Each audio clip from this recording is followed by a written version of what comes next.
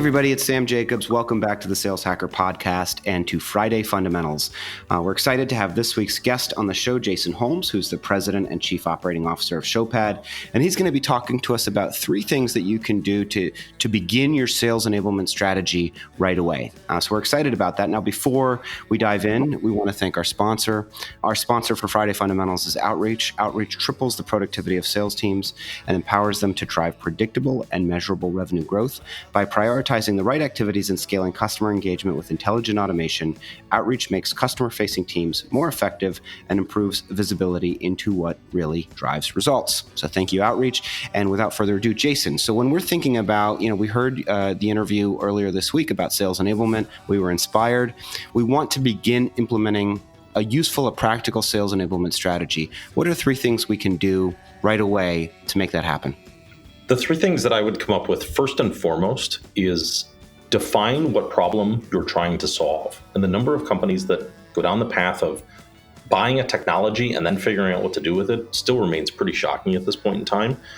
As I would think about sales enablement, I would think about how do you prepare your sellers? How do you engage buyers more effectively? And how do you drive analytics to continually improve your content and your buying experience? And so first and foremost is defining the problem. I generally define the problem as one of content, sales content solutions, as well as how do you onboard and continuously improve, everboarding, as it was told to me recently, your sales reps effectively. So I think that's the first category, is this definition of the problem and make sure that it's broad enough. The second one that I would talk about is defining the players around the table who are actually going to make this happen. First and foremost, there has to be an executive, a president, a CEO, a head of sales, a head of marketing. Somebody has to drive this from an executive standpoint to ensure that the project actually moves forward, people adopt it, and the solution is ultimately used inside of the company. And second is most people don't have a sales enablement person lying around their organization doing nothing, right? So in many cases, it has to be staff today who does the day-to-day hands-on work to make sure that sales enablement moves forward every single day. And third, I think it is a selection process of determining who do you work with to provide the solution to the company. And ultimately, I think selecting the right partner. Obviously, Showpad does this. We have great competitors. It's a great category right now that exists out there. Everyone has their strengths and weaknesses.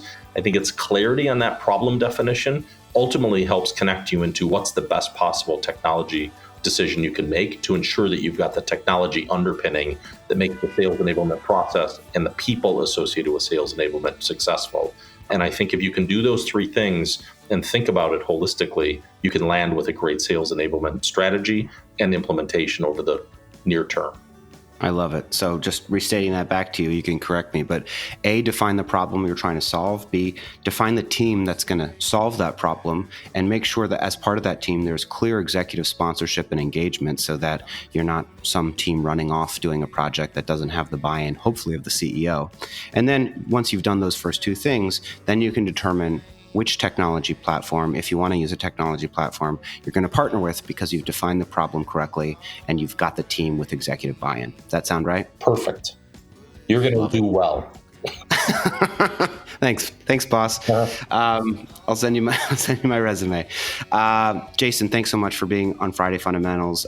Remind us the best way to contact you if people are interested in learning more. Probably, obviously we can go to showpad.com, but if people want to reach out to you directly, what's your preferred mechanism? Jason.holmes@showpad.com. Wonderful. Jason, thanks for being on the show. Thanks to Outreach, our sponsor for Friday Fundamentals. My name is Sam Jacobs, and I'll talk to you next time.